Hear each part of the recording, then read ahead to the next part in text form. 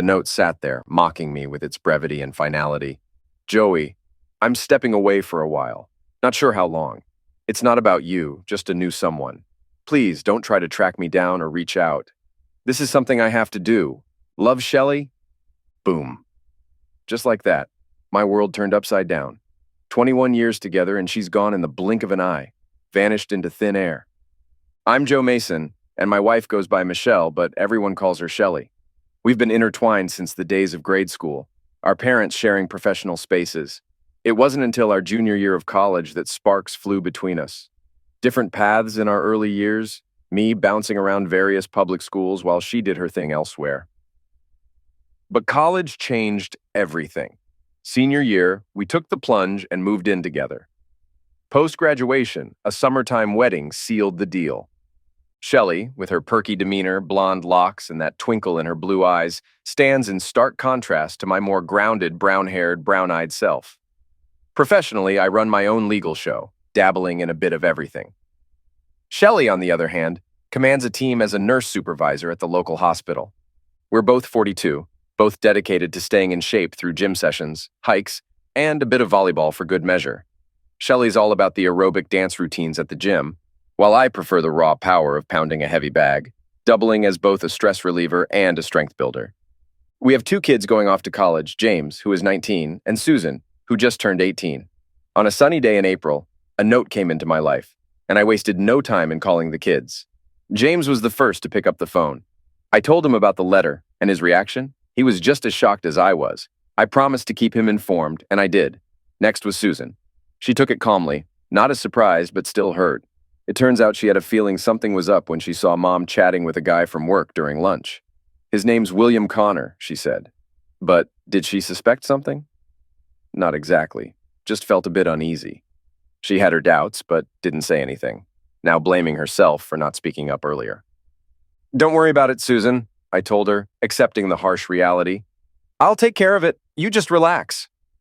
With the family sorted, I delved into the online world, searching for any information about this Connor guy. He's a doctor who used to work at Shelly's hospital until recently. He's 40, divorced, and went from being a cardiologist to an administrator. But here's the twist. He messed up an operation 3 years ago, causing someone to die. He looks tall, blonde, and strong in his photo. But when I tried to find recent information on him, I hit a dead end. Nothing. So I called in some help, asking my friend Bill James, who's good at finding things online, to assist me. He promised to let me know if he found anything worth pursuing. I checked our bank accounts. Shelly hadn't used the checking account, but her regular deposit didn't come in this month. She had taken almost all our savings, over $200,000, from a Vanguard account. I called Bill again and asked him to track it, giving him the account details. Then I contacted Vanguard about the withdrawal, which they said was in process. The representative said he'd get back to me. Our house was owned jointly and valued around $800,000. Maybe Shelly had some plan in mind. Or maybe she was not only cheating, but stealing too. I drove to her parents' house about 30 miles away on a Wednesday. Both cars were parked out front. Mark and Sally Benton had worked with my parents at GMG Enterprises for years.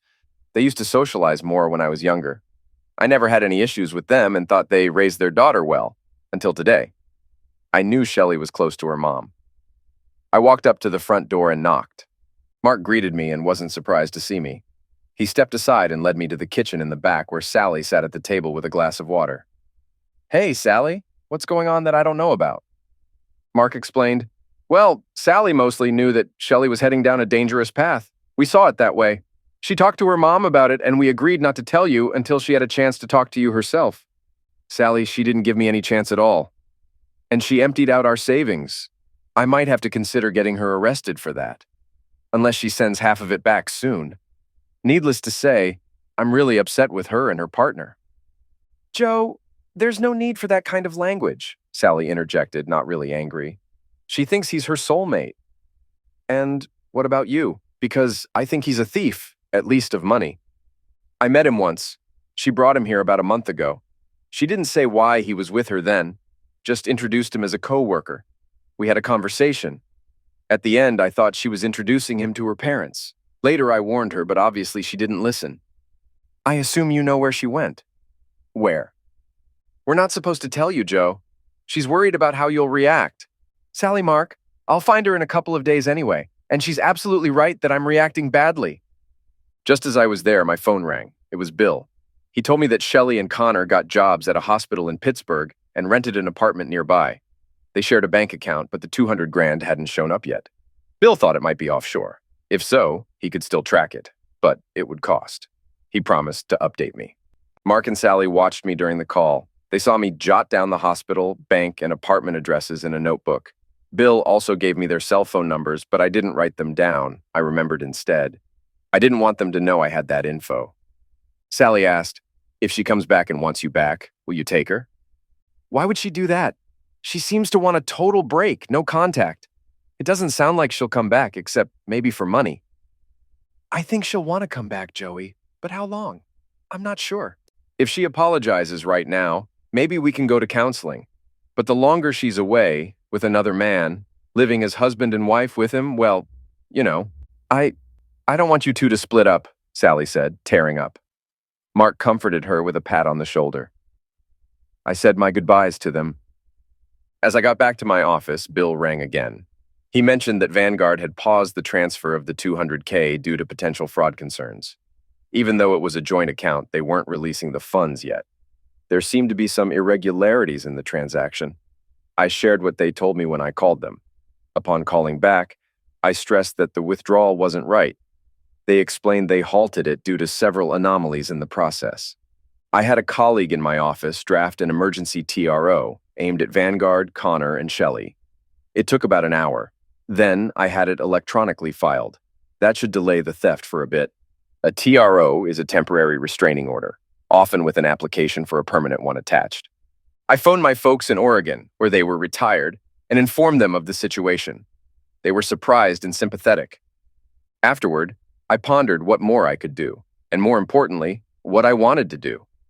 I did a quick search and found that adultery wasn't a crime in Pennsylvania, but it was a misdemeanor in Virginia. I let that sink in.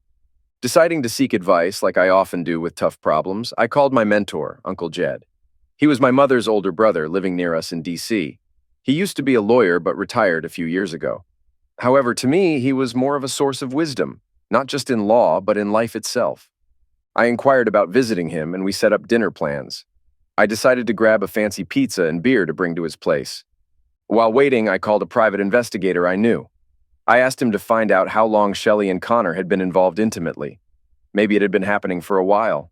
Who could tell? I tried to recall if I noticed any signs from Shelly lately that should have alerted me. I had just finished a lengthy trial that lasted 4 months. We got a favorable verdict and were negotiating the final details. Perhaps during that case, which took about 6 months including preparation, I hadn't paid much attention to Shelly. We still had Zex. Well, we did until about a month ago. Then nothing. I should have noticed that. Before the break, her responses hadn't changed, and neither had the frequency. Whether busy or not, I enjoyed being intimate with Shelly. It wasn't my first lengthy trial. After a few weeks, things usually settled into a routine, and I wasn't as preoccupied at home. On the way to Jed's house, I stopped by a clinic to get tested for STDs. Then I picked up the pizza and beer. Jed welcomed me at his door, the same one I remembered from my childhood. It was the same house. His last partner had left about a year ago. He had been married for 40 years to a wonderful woman named Ellen, who passed away from pneumonia 5 years earlier. Since then, he had been with a few women, but none for too long. There was nobody there except him today. "Well, what brings a busy lawyer like you to a place like this?" he asked. I explained, showed him the note, and told him what actions I had taken. "I see. That's unlike her. I want you to sit here for a while. Think about your life with her and what it has meant to you. I'll get something to drink. I'll be back shortly." I did as he asked. I reminisced about all the good times we shared. We laughed, raised our kids, spent time together, and were intimate. All as a couple. I found myself silently crying as I delved into these memories. She was the person in my life for over 20 years. Yes, we had children, but she was the one I loved and trusted the most. Tears streamed down my face as I reflected on our life together, now vanished. How could she have done this to me? I ended up sobbing into my sleeve. Jed returned with 2 shot glasses and some whiskey. He simply let me cry. He poured the drinks. When he downed his shot, I did the same. It was good stuff. It helped take my mind off things. Looking at him, I said, "You're really smart." "Thanks." Do you want her back? He asked. I, I want my old life back, but that doesn't seem possible. I'm not sure if I want her back. She might hurt me again, if I even survive this time. What I think is, you need time to process. Maybe you need help with that. I did a simple thing, just letting you release some of the pain, but you might need more assistance than I can offer. Besides, I haven't had much luck since Ellen. Well, at least you get some action. Yeah, but it's not enough when you've had the whole package. Then we spent 2 hours reminiscing about our marriages, going back and forth. He shed tears too, but Ellen was gone forever. As for Shelly, it was hard to say. I was starting to realize that maybe, just maybe, I couldn't bear to be with her again. As our long conversation came to an end, I was overcome with a fierce anger so strong that I thought I might collapse. I rose and stumbled outside. I began hitting and kicking an old heavy bag hanging from a tree in the backyard. I was consumed by a rage fiercer than any I had felt before, all aimed at Shelly. I punched her face, kicked her body. The awful, heartless, wicked woman, Jed observed from the porch. He later mentioned he almost called 911. Just before he was about to dial, the bag fell off the tree, propelled by one of my kicks, and flew over the neighbor's fence. I collapsed to the ground, crying. Jed helped me inside, trying to calm me down as much as possible. I was utterly drained, like a limp noodle. Despite being physically fit, I had exceeded my limits by far. After a while, I don't know how long, he settled me on the couch and covered me with a blanket. I slept through the night. In the morning, I woke up to the smell of bacon and coffee. I rolled off the couch, stood up unsteadily, but managed to get my bearings. I was famished. We ate bacon, eggs, and toast together. Then, I headed to the shower. I discarded my clothes and borrowed a sweatsuit from Jed. I shaved, shampooed, and tried to refresh myself. My hands were sore and raw. I applied antiseptic and bandaged them. Shelly had been a nurse and taught me what to do. My body ached all over, and I had a cut above my right eye. I used a butterfly Band-Aid. I looked like I had been in a brutal fight, and lost. It had been about 24 hours since I read the note. Jed gave me the name of a marriage counselor he had used before, Mary Stevens.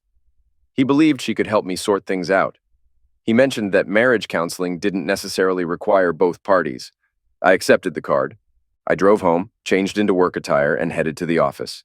My appearance didn't go unnoticed by the staff, who looked at me curiously. I called for a team meeting. We had 12 employees, including 4 other lawyers. I explained what had happened and informed them that I might not be as available until I resolved the matter. We arranged for substitute counsel for some of my responsibilities. In my office, I surprisingly managed to get some work done. I had lunch at my desk and worked diligently throughout the afternoon. At 5:30 p.m., I left for home. Shelly had taken some clothes and personal items, but most of her belongings were still there. I went to Lowe's and bought boxes and tape.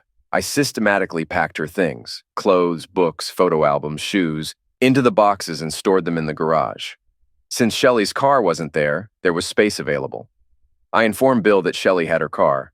Next, I went through the house and removed all photos of Shelly, tossing them into a trash bag along with their frames. I pondered the situation and prepared a microwave meal before heading to bed. However, just as I was about to sleep, I decided to check our home computer and her cell phone, which was charging. The computer contained her emails, but they didn't provide any useful information. Her phone showed calls to a 540 area code starting about 6 weeks prior. There were also texts, both to and from Connor, also known as Bill or Billy. The texts arranged lunch dates and meetings before work, but nothing overtly incriminating. I went to sleep. On Friday, I went back to work. It had helped me cope the day before, and it did so again. After lunch, the private investigator called. He had positioned himself at a lunch spot frequented by women from Shelly's department and simply listened in. Unsurprisingly, the disappearance of the boss and the attractive doctor was a hot topic of discussion. There had been intense speculation about the two before they vanished. One woman claimed to have seen them leaving a motel one afternoon, while another witnessed them kissing outside a nearby restaurant. Overall, the staff was convinced they were involved romantically. The private investigator obtained paperwork from the motel showing 3 afternoon room rentals in the weeks before Shelly left. She paid for them in cash, with copies of receipts and license plate numbers, including 2 of hers and 1 not hers. This led me to scrutinize Connor's finances. Why hadn't he contributed? So I called Bill again. It took him about 2 hours to find out that Connor had faced severe financial problems about 10 months before their move.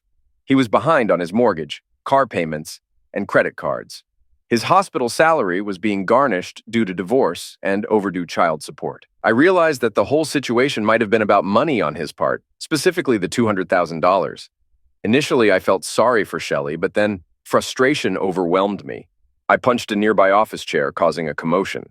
My assistant peeked in to check, and I apologized. Next, I scheduled an appointment with the marriage counselor. Then I visited the office of a family law firm and asked to see Mildred Hoover, the best divorce lawyer in the area. She was available and listened as I explained everything.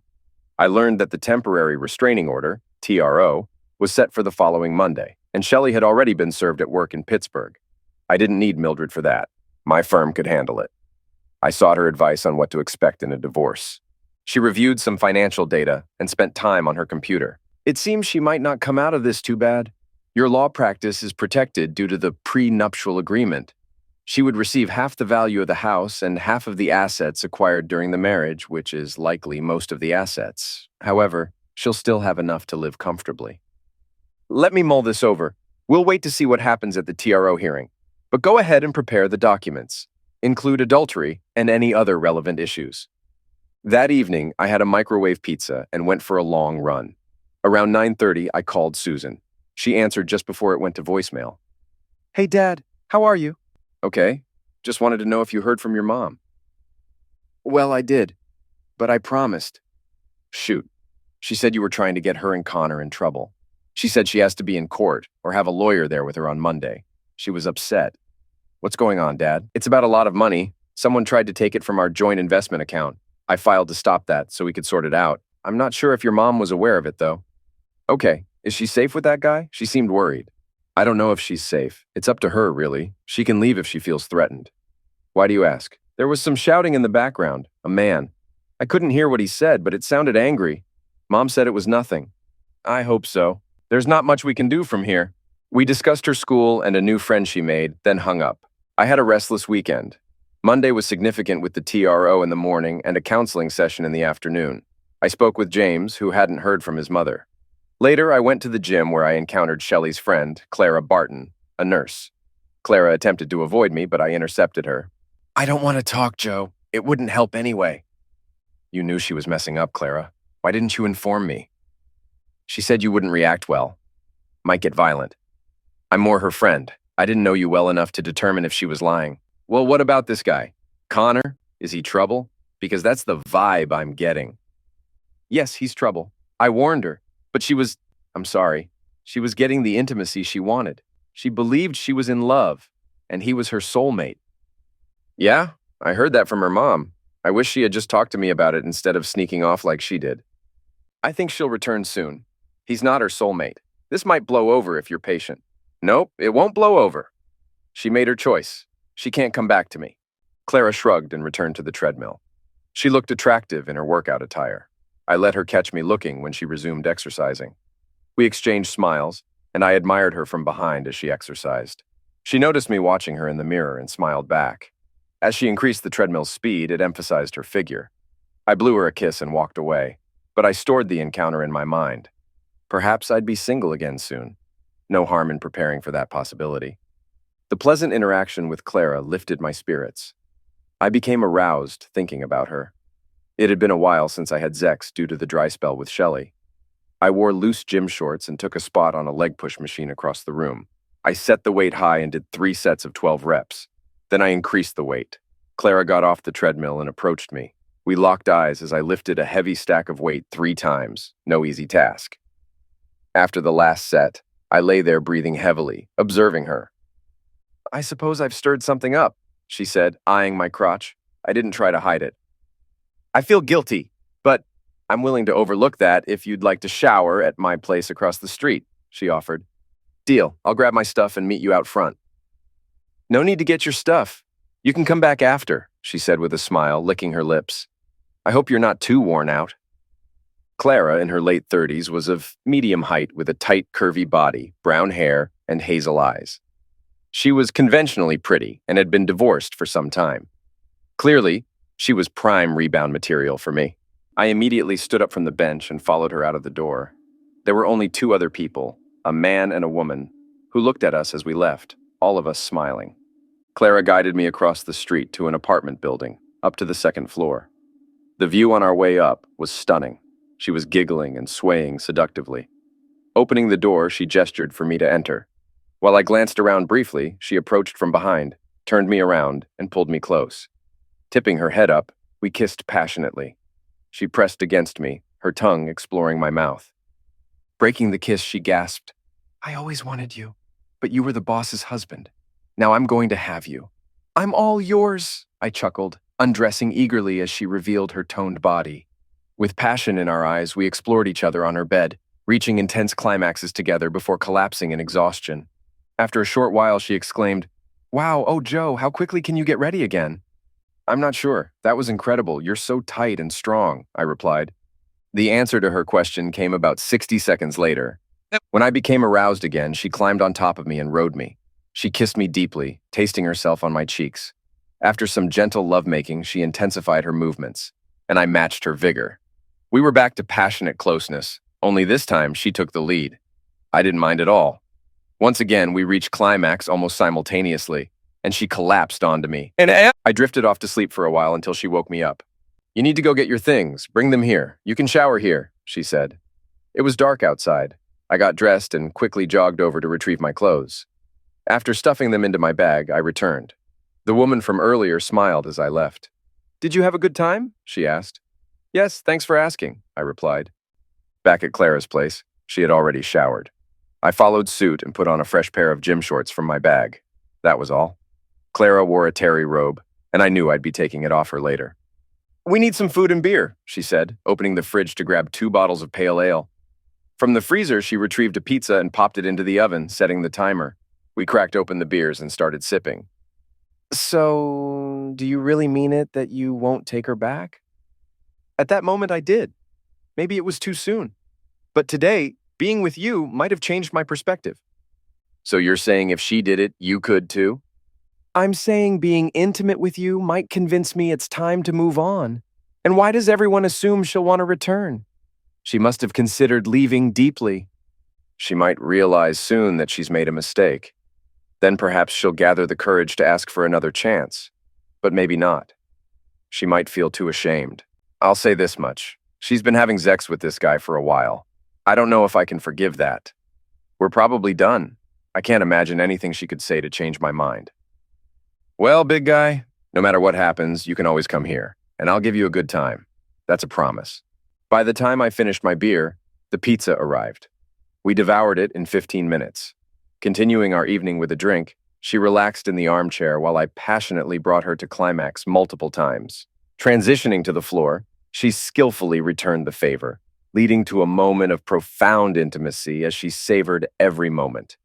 We spent the night wrapped up in each other, caught in a whirlwind of desire. Exhausted yet rejuvenated, we woke to the morning light, intertwined and bare. We headed to the bathroom for a quick tooth scrub, sharing a spare brush like old buddies. Then we indulged in a steamy shower together, the hot water igniting our passion against the cool tiles. It was intense, a wild surge of primal urges unlike anything I'd felt before. Afterward, we whipped up a hearty breakfast, still in the nude. Why bother with clothes when the air felt so liberating? Lounging on her couch, fulfilled yet eager, we cautiously reached out to each other, testing the reality of our bond. It was tangible, undeniable. Before long, we found ourselves intertwined once again, this time draped over the back of the couch, our bodies moving in sync with a primal longing. "I'm not sure what to think of all this," she admitted, her voice tinged with uncertainty. "I've always been drawn to you, but it's more than I ever imagined." "Like a tiger seizing its prey," I chuckled, though her words weighed heavily on me. "I never anticipated this," she confessed, her eyes shimmering with a blend of wonder and longing. "But I want you again. Right now." "Maybe," I murmured, unsure of what lay ahead. It felt like an experiment, a journey into unknown territory. How long could this frenzy last? And could we withstand its intensity? "We might just be the most sexually compatible duo on the planet," I reflected, contemplating our whirlwind encounter. But how sustainable is it? She wondered, a touch of concern in her voice. And can we handle it if it is? We'll only find out by living it, I responded, my gaze lingering on her, desire simmering beneath the surface. And with that, we fell back into each other's embrace, the couch barely containing our passion.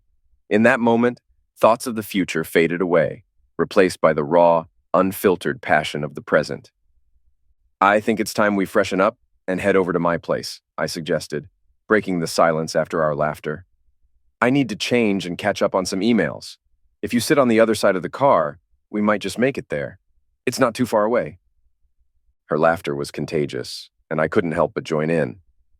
Moments later, we were both doubled over, rolling on the floor with laughter. When the laughter finally subsided, we decided to give my plan a try. Pun intended. Our excitement had calmed down, albeit slightly, as we showered without any further antics. Dressed and composed, we made our way to my modest home. It was her first time stepping inside, as far as I knew, and she explored every corner with eager curiosity. While she checked things out, I attended to some urgent tasks, sneaking in a change of clothes upstairs. Since it was Sunday, we turned on the baseball game as we settled in. It turned out she was a big fan, much like me. We watched closely for nearly an hour, the tension of the game mixed with stolen glances and playful touches. Eventually, our desires led us upstairs to the comfort of the main bedroom, where we shared a more tender, intimate connection.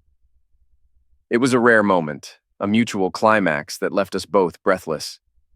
As we lay there basking in the afterglow, Clara's expression changed, tears welling in her eyes. "Joey, I think I'm falling for you," she confessed, her voice filled with emotion. "Thank you for this." Her tears brought tears to my eyes too, and for a moment we shared a vulnerable moment. Eventually, we wiped away our tears, finding solace in the distraction of the baseball game still playing downstairs. "I wonder how the game's going," I said, eager to shift our focus. And with that, we returned to the living room, losing ourselves once more in the game, together until the end. I prepared dinner for us, making chicken stir-fry. We enjoyed our meal with some wine, exchanging many tender caresses. When we looked into each other's eyes, I realized I always wanted her by my side. "I'm in love with you." "I'll fight to keep you, Joe," she confessed. "You don't have to fight, I'm all yours," I assured her. Later, we returned upstairs and began with gentle lovemaking.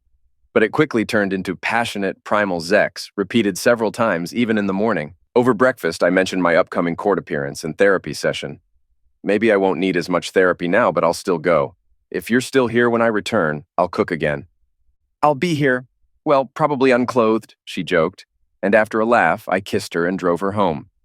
In court, alongside a lawyer from my firm, Connor and Shelly arrived with their attorney. The Vanguard lawyer also attended. Judge Colson presided. Shelly avoided looking at me while Connor briefly glared before turning away. The Vanguard lawyer outlined their concerns regarding a transfer held up due to suspicious computer activity. An unrecognized computer initiated the transfer at 3 a.m., with the receiving account not belonging to either of us.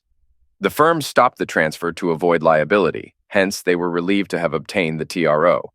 My attorney stated that the money was jointly owned and taken without my knowledge or consent, despite my objections. He clarified that Shelly had abruptly left me, quit her job, relocated to Pittsburgh, and moved in with William Connor. Their attorney argued that Shelly had the same right to withdraw from the account as I did, insisting the money should go to where she intended to transfer it. The judge questioned the Vanguard representative. Where was the money supposed to be sent? "To an account in a local bank owned by William Connor," came the response. "Have you determined whose computer was used for the transfer attempt?" the judge inquired. "No, that's currently beyond our capability," the Vanguard representative replied. The judge then requested Shelly to be sworn in. Shelly appeared distressed, with Connor grasping her arm as the clerk administered the oath. She struggled to raise her hand, but eventually managed to do so, affirming to tell the truth. "Mrs. Mason, are you married to Joseph Mason?" the judge queried. "Yes," she responded. "Were you a joint owner of a Vanguard account with him?" "Yes." "Did you attempt to withdraw $200,000 from that account last week?" "No," she hesitated, glancing around anxiously. "Did you give someone permission for such a withdrawal?" "Not for that amount," she explained. "Mr. Connor asked to borrow $20,000 to settle debts. I reluctantly agreed and provided my password since my computer was out of order. I wasn't aware of the $200,000 transaction." When did you become aware of the amount? The judge pressed. When I was served, she admitted. The judge then turned to Connor, who reluctantly provided his name and address upon the judge's insistence. The judge inquired about my intentions regarding divorce, to which my lawyer confirmed that the complaint was prepared and would be filed soon. The judge ordered Vanguard to freeze the account until the family court could assess the assets. He instructed my lawyer to file by the next business day, warning of reconsideration if not done promptly. I saw Shelly slump into a chair, while Connor stormed out. She sat there, burying her head in her hands. Once the courtroom cleared out, only Shelly and I remained. The bailiff wanted us to leave so he could lock up. I guided her into the hallway, but Connor was nowhere to be found, and only a few people passed by. I glanced at Shelly. "Did you come here with that jerk?" She looked at me, nodding. "Yes. Well, looks like you might need to catch a bus back to your new life." "Joey, I'm sorry about this. I thought he was my soulmate. That's what you told your folks." "It seems I was mistaken, such a fool. I can't express how deeply hurt and upset your abrupt note made me, ending our long marriage. Joey, our marriage isn't over. I realize now that I was foolish. I want to come back, be your wife." Tears streamed down her cheeks. "Sorry, Shelly. Not happening. You cheated on me for months behind my back, sneaking off without even talking to me. You played house with him. Well, you have to take the bad with the good. Can we talk somewhere more private? What about the kids?" "They're not happy with you. Do you have any real explanation for why you tossed me aside like a used tissue?" "No. I thought he was my soulmate. I said that. I thought it would be easier for you if it was a clean break. But right now, I can't explain why I was so dumb." She broke into tears. It pained me to see her like that, but I kept my distance. I was done with her, at least as a wife. There are only so many heavy bags in the world. Plus, there was Clara. She might be my soulmate. Well, at least she was the best sex partner I ever had. And I liked her even beyond that, I think. I inquired about Shelly's plans. "I've got a job in Pittsburgh. I start my shift tomorrow and have rent to cover. I've signed a year lease. I'll boot Bill out and see how things play out. Maybe you'll miss me after a while. Then you can let me know, okay?" "Sure. I might miss you, I suppose. But I'd like to understand what went wrong. I'm still shocked and confused. I thought everything was going fine. How wrong I was. I'll reach out once I come to terms with everything." She gave me a brief hug and walked away. I felt a mix of deep sadness, openly crying as she left, and a knot of anger twisting in my gut. Deciding that therapy was necessary, I attended an afternoon appointment after grabbing lunch at Subway. Tuna melt, my usual. Mary Stevens, the marriage counselor, clarified that she wasn't a psychotherapist, mainly dealing with troubled marriages and their aftermath if needed. Initially appearing like a gray-haired grandma, she moved gracefully and greeted me with a sunny, genuine smile, instantly winning me over. "What brings you in, Mr. Mason?" "Please, call me Joe. My wife left me suddenly. She left a short note and moved to Pittsburgh with her new partner. They'd been involved for about a month." "I understand. And how have you been coping?" I detailed my initial business-like reaction, followed by sessions with Jed and heavy bag workouts. I admitted to feeling heartbroken and angry, sometimes simultaneously. "You seem to have navigated through common stages of grief swiftly. Depression, sadness, anger. These feelings typically alternate for a while. How are you feeling now?" "Well, embarrassed for starters. I was at the gym venting my anger through heavy lifting. There was this cute nurse, Clara Barton, a acquaintance through Shelly. I cornered her and got her to spill about Shelly's actions with the doctor at work. Then, I noticed her in her spandex, and things escalated quickly. We ended up at her apartment across the street, engaging in a frenzy of passion. It's been ongoing for days now, consuming my thoughts even during today's court hearing." Mary Stevens initially appeared shocked, but then she began to smile, a smile I had previously mentioned liking. "So, you've developed, at the very least, a sexual attraction to Clara Barton, the nurse," she said with a hint of laughter and a twinkle in her eye. Curious, she asked, "Do you know the story behind her name and career as a nurse?" Embarrassed, I admitted. "I haven't asked her yet. We haven't had much opportunity to talk." "I'm tempted to inquire further, but that wouldn't be appropriate," she remarked, tilting her head slightly as we sat across from each other. She crossed her legs and smiled, and I sensed her flirtatiousness, quite different from the grandmotherly image I had initially perceived. I suspected something was amiss. I believe you're demonstrating something for me, illustrating what I've experienced, I observed. Well? Her expression shifted, appearing surprised and, dare I say, impressed. That's an astute observation, especially coming from a man. You caught on quickly. Perhaps I'm losing my touch. You definitely made an impact, I responded, crossing my legs and turning away from her.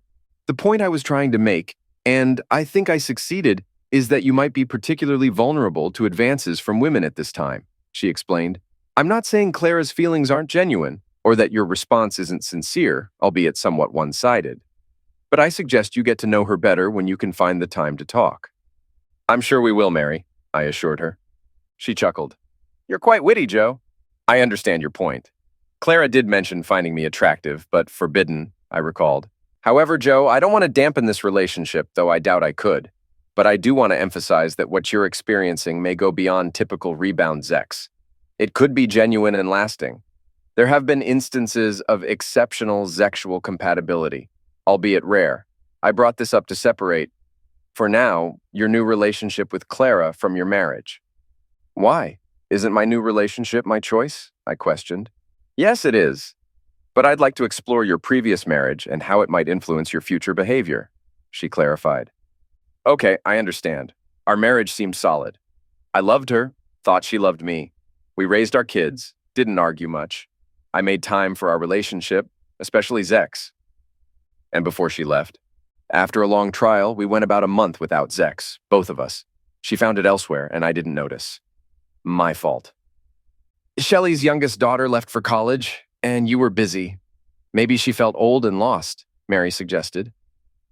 Perhaps, but she should have talked to me about it instead of marrying someone else. A total jerk, a thief, an asshole, I retorted. What would you have done if she confided in you about feeling lost or tempted? She inquired. I would have tried to help, maybe sought counseling. If she had already cheated. Too late, I think, I admitted. So if you stray, you can't stay, Mary summarized. Mostly, it's crucial to me. I kept my promise until she left me, I said firmly. It's a clear boundary then, but what if it was a one-time drunken mistake? She probed. The same, maybe different. Why all the hypotheticals? In reality, she did what she did, and it was unacceptable, I stated. All right, shall we continue this discussion next week? Mary proposed. Absolutely. You're quite an intriguing woman. Completely unexpected. I'd be glad to see you again, I agreed. Assuming you're not too worn out, she teased, smiling. We set a time to meet again. Since it was 4, I decided to go home. When I arrived, Clara was sitting on the porch reading. We exchanged brief greetings and then went upstairs to bed for 90 minutes. Later, we prepared a meal of roasted potatoes, spring onion, and ground lamb with various spices. It tasted delicious. I filled Clara in on the hearing. Though we were almost completely unclothed as we cooked and ate, I noticed Clara's unclothed body and asked if we could have a serious talk. She quickly put on a t-shirt. Sure, let's talk, she responded. What's on your mind? I saw a therapist today after the hearing, I began. I told her about us and how intense things have become. She called it sexual hypercompatibility, suggesting we're sexually obsessed with each other. She didn't think it was just a rebound thing for me, despite my recent divorce. I've been curious about that too, Clara admitted. It's strange how we can't seem to get enough of each other. If you dropped your shorts right now, I'd be on my knees in a flash. It's like nothing I've experienced before. I have decisions to make about Shelly, divorce, and all that, I continued. She went back to Pittsburgh, but not to her new partner. She mentioned having a lease and a job after I told her we were finished. It seems like she might be searching for something in Pittsburgh, Clara speculated. I can't say for sure, I replied, but if what we have here is real, I won't give it up. However, it hasn't been long since I was supposedly happily married. I'm feeling disoriented. Before making any permanent decisions, I want to get to know you on a deeper level. That sounds like a plan. What would you like to know? Clara asked. Everything, I answered. Clara shared her background growing up in the suburbs, attending college, and living with a partner there. Their relationship ended after graduation. She obtained her nursing degree and found a job here, where she met and married a gynecologist. He was skilled at pleasuring digitally and physically, she said. It was his main talent. Although I was content with our life, He cheated on me with a woman from our neighborhood. He wasn't discreet about it. When I found out, I confronted him. He apologized and asked for forgiveness. I decided to stay in the marriage, but it was a mistake. About a year later, he cheated again. I received a significant settlement in the divorce. He relocated his practice to New York, and I haven't seen him since. It's been 5 years. I've had some brief flings and had a friend with benefits last year until he moved to Thailand. You're not planning to go abroad, are you? No, I'm not, I assured her. So when we met at the gym, how long had it been since your last relationship? It had been almost a month, and it wasn't satisfying. Luckily, I have a vibrator, she replied. Well, now you have me, I said, leaning over to give her a small kiss, unintentionally interrupting our conversation. Later, as we lay in bed, we continued our conversation. She asked about my life, and I gave her a detailed account, focusing more on my early years since she was already familiar with recent events. Eventually, we fell asleep. I guess our bodies had reached their limit. Over the next few days, our intimate activities resumed, but at a somewhat reduced intensity. I returned to see Mary Stevens. She inquired about the new relationship. I mentioned that the intimacy was enjoyable but not as frequent. Additionally, Clara had a keen interest in baseball and was knowledgeable about it. I recounted our conversations about our past lives, expressing that it would take a considerable amount of time to truly understand Clara, but I was eager to pursue that. We delved further into my marriage. Mary emphasized the need for me to process my emotional response over time. Then she prompted me about my feelings toward Dr. Connor. I realized I hadn't given much thought to him, but when I did, I felt enraged. My sentiments can be condensed into 3 words: drawn and quartered, I confessed. Mary chuckled. I always found that phrase intriguing, though quite gruesome. But considering my current state, the concept of drawing and quartering seems oddly satisfying. I assume they performed it on a live person initially. Yes, indeed. I'm curious how you're so knowledgeable about it. Let's not delve into that. I'm just a regular person with feelings which aren't pertinent here, she replied, still smiling. You know, if it weren't for Clara, I might have asked you out. I suspect you orchestrated that demonstration deliberately, and it was incredibly effective. Just so you're aware. Actually, I think you were aware. Yes, I've always had a knack for it. However, as your therapist, I must refrain from such actions. We concluded our session, but I scheduled another appointment for 2 weeks later. I served Shelly with the divorce papers. She had her own lawyer, and the divorce process went smoothly since we didn't have any young children. It took around 8 months to finalize. Shelly was still living in Pittsburgh. Occasionally, we talked on the phone, and during one conversation, I mentioned Clara. Shelly seemed subdued when I brought her up. That girl always had her eye on you. I could see it. I feel like such a fool, she admitted, clearly upset. As for Clara, she moved in with me after I bought out Shelly's share of the house. Our sexual compatibility became consistent, and I expressed my love for her, emphasizing that I didn't desire marriage due to my past experience. Clara, who didn't have children but wanted at least one, and I discussed starting a family. She was 37, and I was uncertain about the idea. Eventually, Clara decided to stop taking birth control, despite my conflicted feelings. She persuaded me through our intimate moments, and I was overjoyed when she later informed me of her pregnancy. It was an unexpected turn of events that added excitement to our relationship, enhancing our sexual connection beyond what I thought possible. Our daughter Linda arrived just a few days after Clara and I got married in a judge's chambers. It was a small affair with only close family present: her parents, mine, and my kids from a previous marriage. Shelly remarried, surprisingly, to a pediatrician she met at a convention in Dallas. I hope she's happy, although I still hold some resentment toward her for her past actions. Despite that, everything turned out well for me, so holding on to a grudge seems unnecessary, though maybe just a bit. As for Connor, I didn't take any action against him. He brought his downfall upon himself. Last I heard, he went bankrupt, lost his medical license, and ended up working at a gas station in Johnstown, Pennsylvania. Clara and I now have 2 children together, Linda and Stephen, named after her father, who's a wonderful person. Our compatibility remains strong, and I have faith it will continue that way indefinitely.